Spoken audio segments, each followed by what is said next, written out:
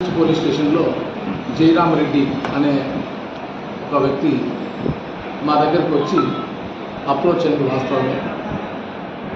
ఈ రోబో బార్లో వాళ్ళు డిన్నర్ చేశారు. ఆ టైంలో ఉంగరం తీసి టేబుల్ మీద పెట్టి డిన్నర్ అయిన తర్వాత వాళ్ళు అక్కడి నుంచి వెళ్ళిపోయారు. మరుసటి దినం వాళ్ళకు గుర్తుకొచ్చి ఈ ఉంగరము నేను రోబో బార్లో మర్చిపోయాను అని తెలుసుకొని అక్కడికి వచ్చి చెక్ చేస్తారు. చెక్ చేసిన తర్వాత వాళ్ళ దృష్టికి ఒక బుజ్జి అనే ఒక స్వీపర్ దాంట్లో క్లీన్ చేసే ఒక అబ్బాయి దగ్గర ఉంగరం ఉన్నట్లు వాళ్ళు గుర్తిస్తారు. దానివల్ల వాళ్ళు అతన్ని బార్ రెస్టారెంట్ ఓనర్లు మరియు ఈ కంప్లైంట్ ఇద్దరు కలిసి విచారిస్తారు. అతను ఆ ఉంగరం తీసుకున్నది వాస్తవమే, దాన్ని డస్ట్బిన్లో పడేశాను నేను అని చెప్తాడు.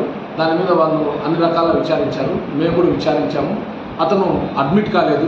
నేనైతే తీసుకున్నది వాస్తవం సార్, రాళ్ళు ఉన్నందున ఇది నకిలీదని నేను డస్ట్బిన్లో పడేశాను, అది మున్సిపాలిటీ వాళ్ళు తీసుకుపోయారు అని అతను దాదాపు ఒక 3-4 రోజులు అతన్ని మేము విచారించింది వాస్తవం.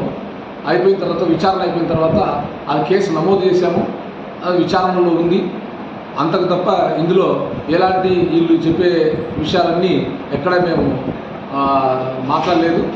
మేము ప్రతి కంప్లైంట్కు గౌరవిస్తాం. ఎక్కడ ఈ కేసులో అయితే కేసు నమోదు చేశాం.